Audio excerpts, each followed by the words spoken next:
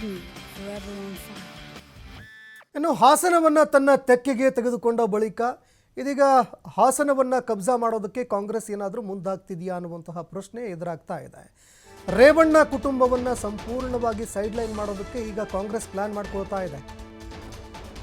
ಹಾಸನದಲ್ಲಿ ಕೆಲವು ಕ್ಷೇತ್ರಗಳನ್ನು ಗೆದ್ದ ಬಳಿಕ ಇದೀಗ ರೇವಣ್ಣ ಕುಟುಂಬವನ್ನು ಸಂಪೂರ್ಣವಾಗಿ ಸೈಡ್ಲೈನ್ ಮಾಡೋದಕ್ಕೆ ಕಾಂಗ್ರೆಸ್ ಪ್ಲಾನ್ ಮಾಡ್ಕೊಳ್ತಿದೆಯಾ ಅನ್ನೋ ಅನುಮಾನ ಕಾಡ್ತಾ ಇದೆ.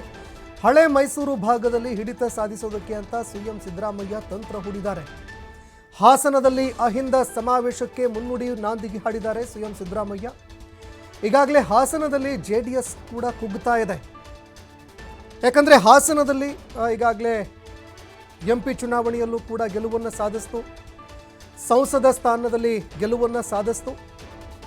ಇನ್ನು ಮತ್ತೊಂದೆಡೆ ಜೆಡಿಎಸ್ನ ಮತಗಳ ಪ್ರಮಾಣ ಕೂಡ ಕುಸಿತಾ ಇದೆ.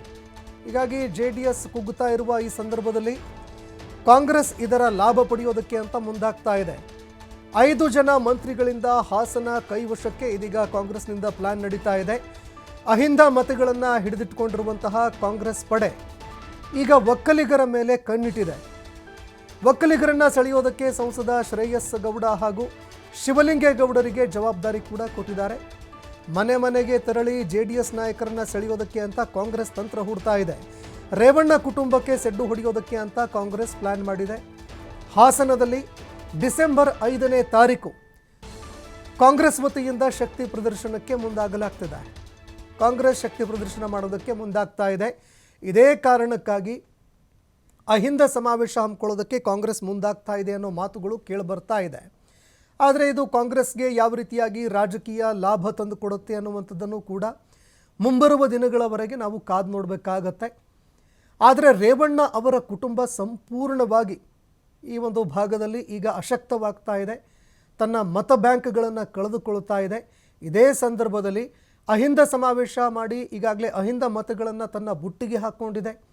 ಆದರೆ ಇದರ ಜೊತೆಗೆ ಒಕ್ಕಲಿಗ ಮತಗಳ ಮೇಲೂ ಕೂಡ ಕಾಂಗ್ರೆಸ್ ಕಣ್ಣಿಟ್ಟಿದೆ. ಇದೇ ಕಾರಣಕ್ಕಾಗಿ ಶ್ರೇಯಸ್ ಪಟೇಲ್, ಇನ್ನು ಮತ್ತೊಂದೆಡೆಯಲ್ಲಿ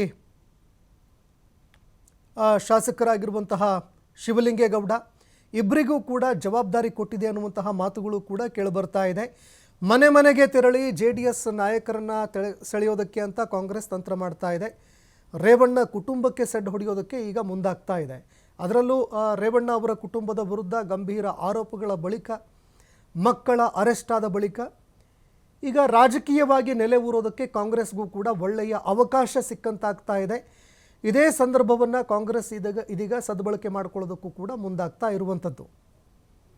ಇನ್ನು ಅಹಿಂದ ಸಮಾವೇಶಕ್ಕೆ ಸಾವಿರಾರು ಸಂಖ್ಯೆಯಲ್ಲಿ ಜನರನ್ನು ಸೇರಿಸೋದಕ್ಕೂ ಕೂಡ ಪ್ಲ್ಯಾನ್ ರೂಪಿಸಿಕೊಳ್ಳಲಾಗ್ತಾ ಇದೆ.